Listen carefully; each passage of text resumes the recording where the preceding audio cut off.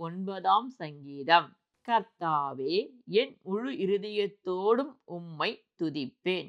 உம்முடைய அதிசயங்களை எல்லாம் விவரிப்பேன். உம்மில் மகிழ்ந்து களி கூறுவேன். உன்னதமானவரே, உமது நாமத்தை கீர்த்தனம் பண்ணுவேன். என் சத்துருக்கள் பின்னாக திரும்பும்போது உமது சமூகத்தில் அவர்கள் இடருண்டு அழிந்து போவார்கள். நீர் என் நியாயத்தையும் என் வழக்கையும் தீர்த்து நீதியுள்ள நியாயாதிபதியாய் சிங்காசனத்தின் மேல் வீற்றிருக்கிறீர்.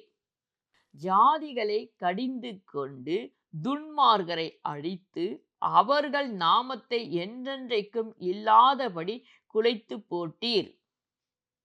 சத்துருக்கள் என்றென்றைக்கும் பாழாக்கப்பட்டார்கள். அவர்கள் பட்டணங்களை நிர்மூலமாக்கினீர்.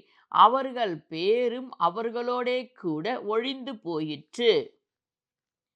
கர்த்தரோ என்றென்றைக்கும் இருப்பார். தம்முடைய சிங்காசனத்தை நியாய தீர்ப்புக்கு ஆயத்தம் பண்ணினார். அவர் பூச்சக்கரத்தை நீதியாய் நியாயம் தீர்த்து சகல ஜனங்களுக்கும் செம்மையாய் நீதி செய்வார். சிறுமைப்பட்டவனுக்கு கர்த்தர் அடைக்கலமானவர்.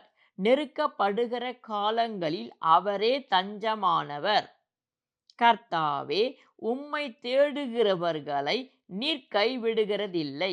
ஆதலால் உமது நாமத்தை அறிந்தவர்கள் உம்மை நம்பி இருப்பார்கள்.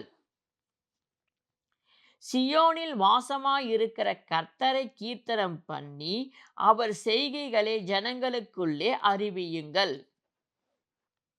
இரத்த பழிகளை குறித்து அவர் விசாரணை செய்யும்போது அவைகளை நினைக்கிறார்.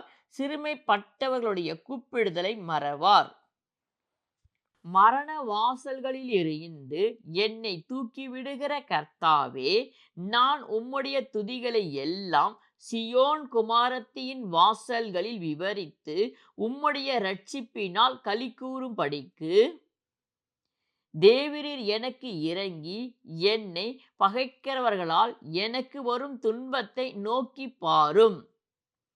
ஜாதிகள் தங்கள் வெட்டின குழியில் தாங்களே விழுந்தார்கள். அவர்கள் மறைவாய் வைத்த வலையில் அவர்களுடைய காலே அகப்பட்டு கொண்டது.